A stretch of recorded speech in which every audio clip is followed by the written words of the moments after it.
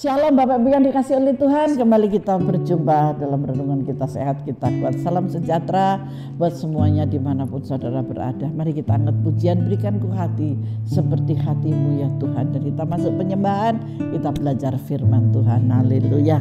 Mari kita katakan bersama-sama, berikan ku hati. Amin. Seperti hatimu yang penuh dengan belas kasihan. Amin. Berikan ku mata seperti matamu, memandang tuaian di sekelilingku. Amin, amin. Berikan mata untuk melakukan tugasmu. Amin. Berikan ku kakimu, amin, langkah dalam rencanamu, amin. Berikan ku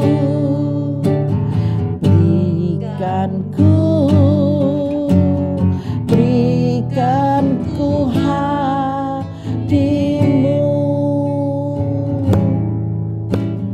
berikan ku hati seperti hatimu, penuh dengan belas kasihan.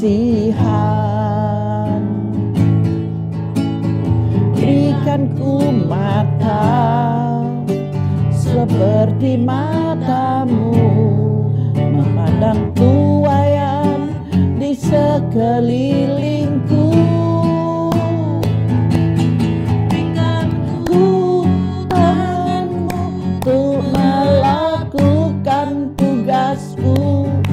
Berikan ku kakimu, melangkah dalam rencanamu, amin. Berikan ku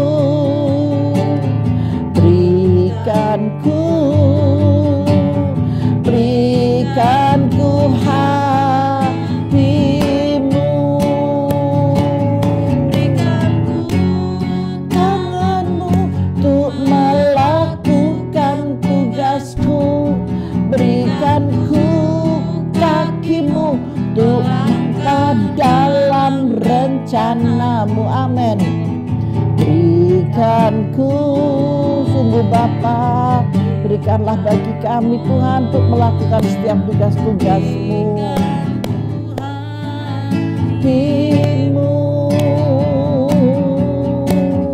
Berikan ku hatimu,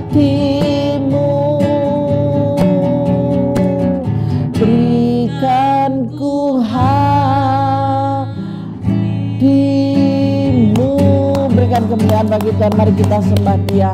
Oh haleluya. Berikan kami hati seperti hatimu Tuhan. Haleluya, haleluya. Kami rindu Bapa lebih dan lebih lagi dalam kepercayaan ini. Oh haleluya, haleluya. Bapa terima kasih, Bapa terima kasih. Haleluya, haleluya. Berikanlah hati bagi kami Tuhan seperti hatimu ya Yesus. Haleluya, haleluya. Bapa, sungguh kami bersyukur Tuhan. Berikanlah tangan buat kami untuk kami melakukan setiap tugas kami. Berikanlah kakimu Tuhan buat kami, agar kami melangkah dalam kepastian untuk melaksanakan tugas bagi Engkau Bapa. Dan berikanlah hati yang mengasihi seperti hatimu, agar kami dapat melakukan melayani Tuhan dengan hati yang penuh cinta kasih. Ini biarlah menjadi kerinduan setiap kami Bapa. Terima kasih ya Allah Roh Kudus, terima kasih. Berbicaralah Engkau bagi kami Tuhan melalui kebenaran firman-Mu. Haleluya, haleluya, haleluya. Kami sambut firman-Mu Tuhan di dalam nama Tuhan Yesus Kristus. Haleluya, amin. Mari kita masuk dalam firman Tuhan. Saya mengambil dari 2 Raja-Raja 6 ayat 8 sampai dengan 18. Kita baca dulu bersama-sama ya. Tindakan Elisa dalam peperangan melawan Aram. Raja negeri Aram sedang berperang melawan Israel. Ia berunding dengan pegawai-pegawainya. Lalu katanya, ke tempat ini dan itu haruslah kamu turun menghadang.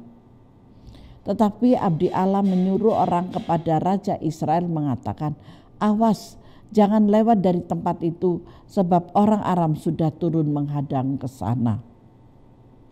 Sebab itu Raja Israel menyuruh orang-orang ke tempat yang disebutkan abdi Allah kepadanya. Demikianlah Elisa memperingatkan kepadanya supaya berawas-awas di sana, bukan sekali 2 kali saja. Lalu mengamuklah hati Raja Aram tentang hal itu. Maka dipanggilnyalah pegawai-pegawainya. Katanya kepada mereka, tidakkah dapat kamu memberitahukan kepadaku siapa dari kita memihak kepada Raja Israel? Tetapi berkatalah salah seorang pegawainya, tidak tuanku raja, melainkan Elisa nabi di Israel. Dialah yang memberitahukan kepada Raja Israel tentang perkataan yang diucapkan oleh tuanku di kamar tidur. Berkatalah raja, pergilah melihat di mana dia, supaya aku menyuruh orang menangkap dia. Lalu diberitahukanlah kepadanya dia ada di Dotan. Ayat 14. Maka dikirimnyalah ke sana kuda serta kereta dan tentara yang besar. Sampailah mereka pada waktu malam, lalu mengepung kota itu. Ketika pelayan abdi Allah bangun pagi-pagi dan pergi keluar, maka tampaklah suatu tentara dengan kuda dan kereta ada di sekeliling kota itu. Lalu berkatalah bujangnya itu kepadanya, celaka tuanku, apakah yang akan kita perbuat? Nah, terus jawabnya, jangan takut, sebab lebih banyak yang menyertai kita daripada yang menyertai mereka.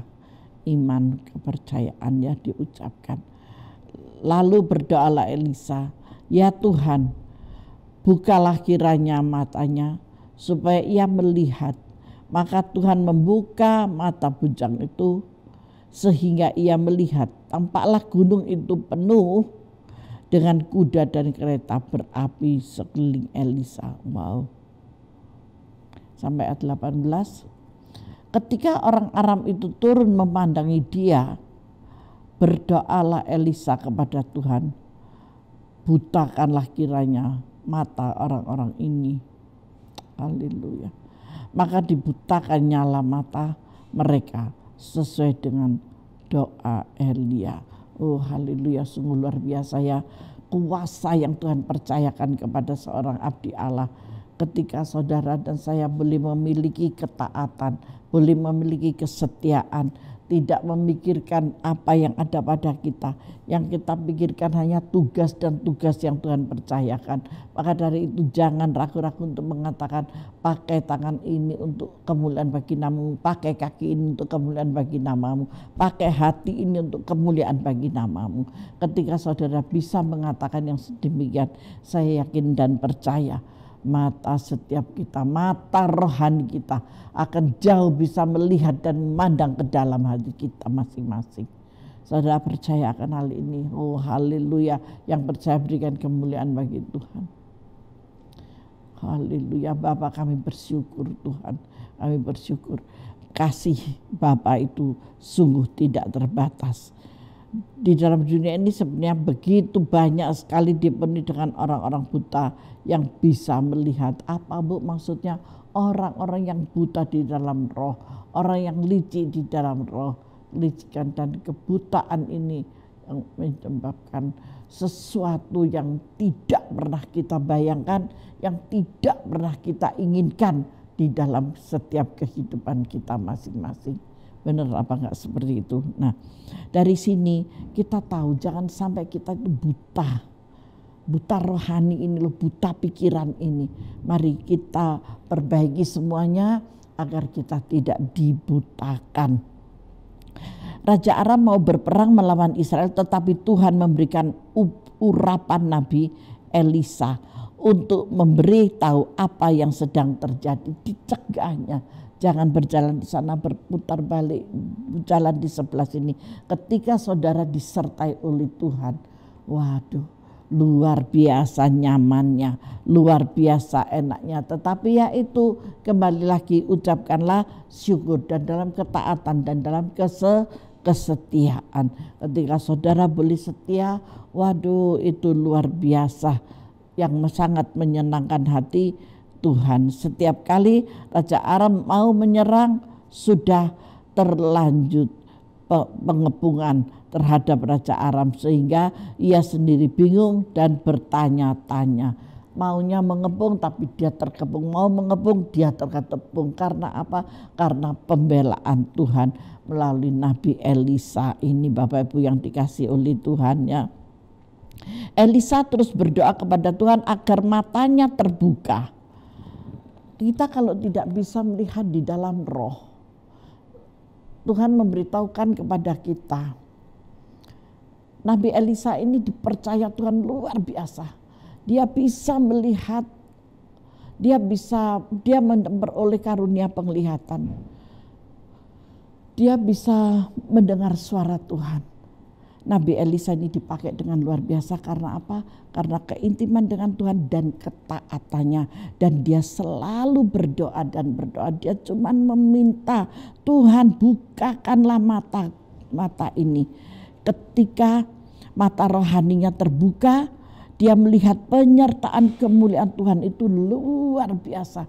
Jadi bukan mata jasmani ini, tetapi mata rohani.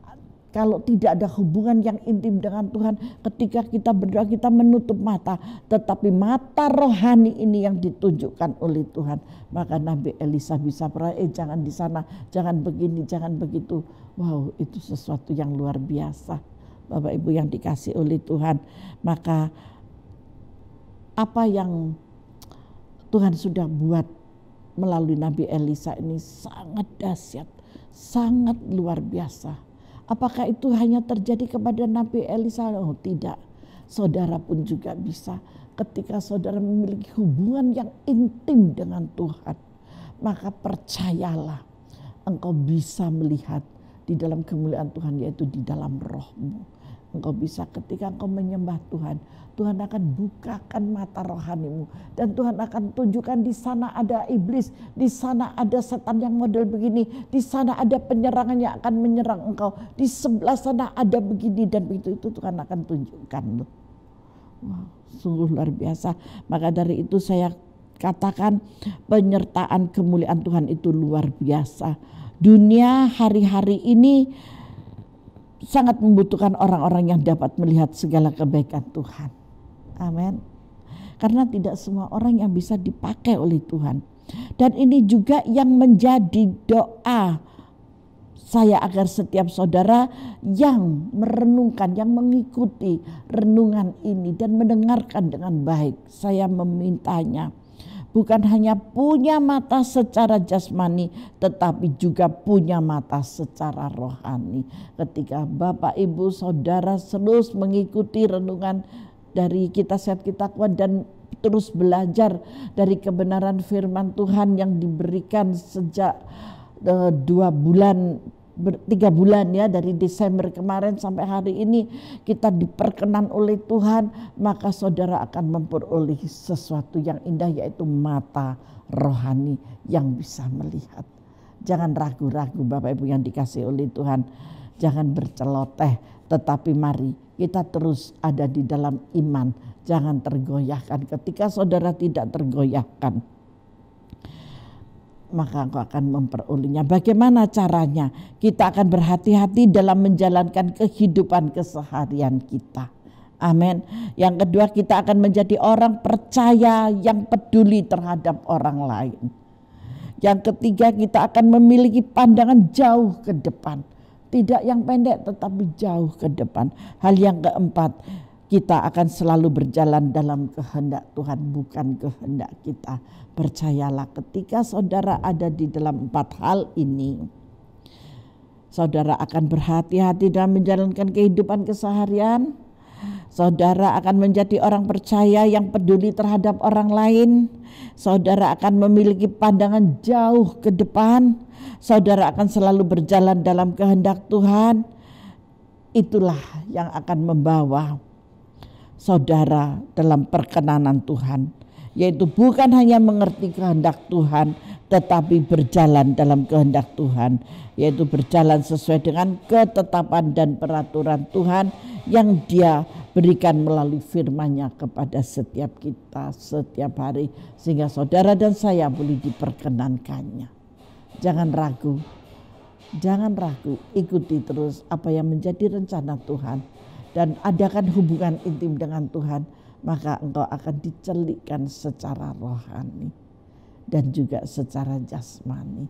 Haleluya, Tuhan Yesus yang memberkati saudara semua. Mari kita tundukkan kepala dan berdoa. Bapa, terima kasih buat perenungan firman-Mu hari ini, buat pengajaran firman-Mu hari ini, buat pengertian firman-Mu hari ini. Kami akan merenungkan firman-Mu siang dan malam, dan kami akan terus mempelajarinya Bapa, di dalam nama Yesus. Kasih dan kemurahan-Mu Bapa, biarlah meluber bagi anak-anak-Mu Tuhan, sehingga kami bisa membuka mata rohani kami untuk kemuliaan bagi nama-Mu, dan kami bisa dimengertikan dalam segala rancangan-rancangan-Mu. Bapa, terima kasih, sungguh kami bersyukur Bapa, kami bersyukur, dan hanya di dalam nama Tuhan Yesus Kristus hamba-Mu berdoa mengucap syukur. Haleluya, amin. Tuhan Yesus memberkati kita semuanya.